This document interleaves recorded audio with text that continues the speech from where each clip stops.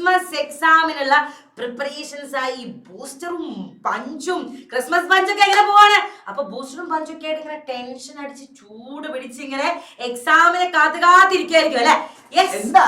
ചൂടിനെ കുറിച്ചൊക്കെ പറയുന്നത് എക്സാം അല്ലേ സാർ, നമ്മുടെ ക്രിസ്മസ് എക്സാം തുടങ്ങാൻ അടുത്ത ആഴ്ച. അപ്പൊ എക്സാം ചൂട് അറിയില്ലേ? എക്സാമിന്റെ ചൂടൊക്കെ എന്താ പണ്ട് ട്രെൻഡ് വേറെയാ. പറഞ്ഞില്ലേ എന്ത് ട്രെൻഡ്? ഓ അറിഞ്ഞില്ലേ? എന്താ പറഞ്ഞിട്ടില്ല സാർ, ആക്ടിംഗ് ആയിട്ട് വന്നപ്പോ സാർ ഒരുമാതിരി.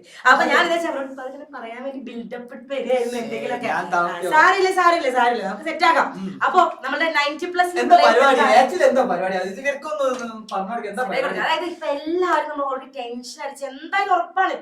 ഇപ്പൊ പഞ്ചും ബൂസ്റ്ററും ഒക്കെ കഴിഞ്ഞു. അപ്പൊ ഇവര് പാലിക്കുണ്ടാവും മാരത്തോണും കാര്യങ്ങളൊക്കെ തീർന്നു. മാത്രല്ല ഓണം എക്സാം നമ്മൾ സൂപ്പർ 60 ആയിരുന്നു. ക്രിസ്മസിൽ എന്താ ഉറപ്പാണ് ആ ടെൻഷനാണ് എല്ലാവരും ഇരിക്കുന്നത്. അപ്പൊ അവര് വിചാരിക്കുന്നുണ്ടാവും പഞ്ചും ബൂസ്റ്ററും ഒക്കെ കഴിഞ്ഞില്ല, ടെൻഷൻ അടിച്ചാ പരീക്ഷ പോയി എഴുതിയിട്ട് വരാം. നമ്മൾ അങ്ങനെ വിടുവോ? ഇല്ല. അപ്പൊ നമ്മൾ എന്താ കൊണ്ടുവന്നേക്കുന്നേ? ക്രിസ്മസ് എക്സാമിന്റെ തലേ ദിവസം ഇവർക്ക് റിലാക്സ് ചെയ്ത് പോവാൻ എന്താണ് നമുക്ക് ഒരുമിച്ച് പറഞ്ഞാലോ? യെസ്, നമുക്ക് മക്കളെ 90+ നിങ്ങളുടെ മുമ്പിൽ അവതരിപ്പിക്കുന്നു.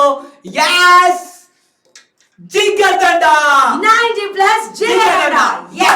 സോ മകളെ നിങ്ങൾ ഒട്ടും പേടിക്കണ്ട, നമ്മൾ എന്തായാലും സെറ്റ് ആക്കി തരും. നിങ്ങൾ വിശ്വസിച്ചാൽ മാത്രം മതി. 90+ നിങ്ങൾ വിശ്വസിക്കുക മക്കളെ, നമുക്ക് സെറ്റ് ആക്കണം. സോ എന്താ അരമേം നമ്മളുടെ ക്രിസ്മസ് എക്സാം തലേ ദിവസം നമ്മൾ ഈ ചൂട് പിടിച്ച് പിള്ളേര് പോകുന്ന പരിപാടി നമ്മൾ പറഞ്ഞു ട്രെൻഡൊക്കെ അങ്ങ് മാറി.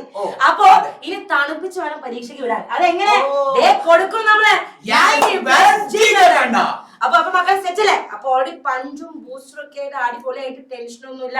നമുക്കറിയാം എന്നാലും കുറച്ച് ടെൻഷനൊക്കെ ഉണ്ടെങ്കിലും ആ ടെൻഷനൊക്കെ അങ്ങ് മാറ്റി നിങ്ങളെ തണുപ്പിച്ച് എക്സാമിന് അടിപൊളിയായിട്ട് വിടാൻ 90+ ഉണ്ട് നിങ്ങളുടെ കൂടെ. ഓക്കെ, അപ്പൊ എല്ലാവരും എക്സാമിന് തലേ ദിവസം സ്റ്റേ ട്യൂൺഡ് വിത്ത് 90+. Okay, bye bye.